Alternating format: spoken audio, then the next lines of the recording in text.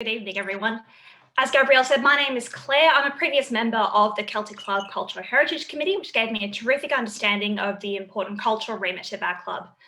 Being a media junkie, I've had the opportunity to present on 3ZZZ radio program through this subcommittee, interviewing politicians to pop stars. I'm the author of sorry, just one moment. If you're not speaking, it might be a good idea to pop yourself on mute. That'd be much appreciated. Thanks.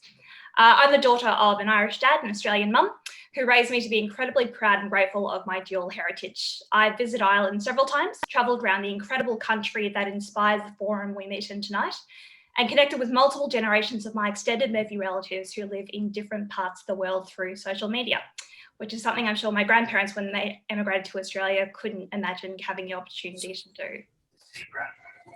I'm a national security and foreign policy professional, and I've worked across some really complex subject matters, including counterterrorism, foreign interference, and international trade in state and federal government.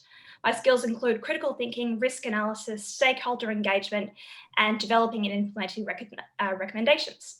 In 2020, I was recognised as one of Young Australians in International Affairs Young Women to Watch in International Affairs. I like a challenge, and being part of the Celtic Club leadership and supporting it to evolve in the 21st century is no different. I've also worked in a think tank in Canberra and have a broad portfolio of policy analysis published in Australian media. I've discussed national security issues live on national radio, which demonstrates my ability to communicate really complex matters in an effective way.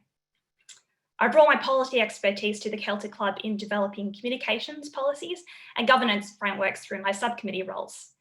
Being a member of Gen Y and growing up with social media, I'm a sophisticated user of these online platforms and have worked with fellow members and external stakeholders to increase the club's social media engagement and podcasting to better connect people interested in Irish Australia. I ran the Celtic Club's first Young Members and Friends event in 2019, launching author Titus O'Reilly's book, Please Gamble Irresponsibly, in the context of Irish Australia.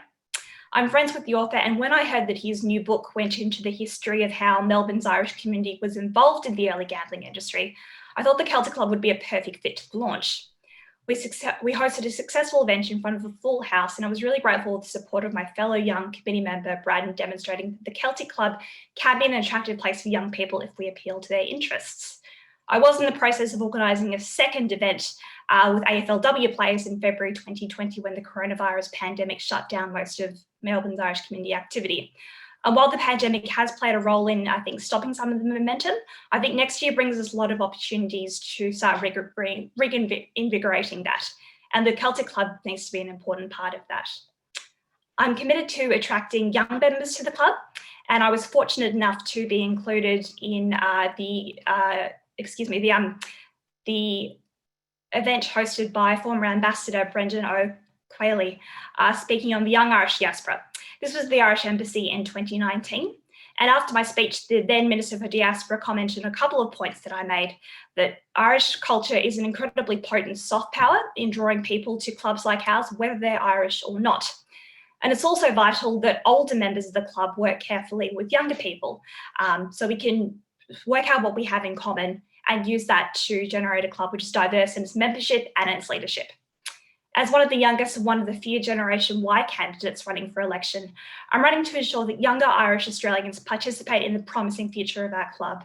While I'm always delighted to see so many older people attend our events, I think we all know that a club heavily skewed in membership and leadership demographics one way is unsustainable. If we're going to recruit younger members, I think that we need to value their input into the club by including younger people in the leadership. A mantra my peers use, especially young women, is that I cannot be what I cannot see. I think we need to demonstrate how important younger members are by allowing young people to have a seat at the table in discussing and developing leadership of this club. If elected, I'll continue to engage in forums around Melbourne that involve a lot of young Irish people. I've gotten involved with forums such as the Island Fund's Young Leaders programs and Darkness into Light, which involve lots of young Irish people who live and work in Melbourne but don't necessarily have much to do with the Celtic Club. That's something I think needs to change. If elected, I'll happily work very closely with hopefully a diverse range of people who get elected to our committee, and I'll keep ensuring that I work very carefully with people, listen to people, and work out what's the best interests of the club so we can join together and hopefully have a more united front in future.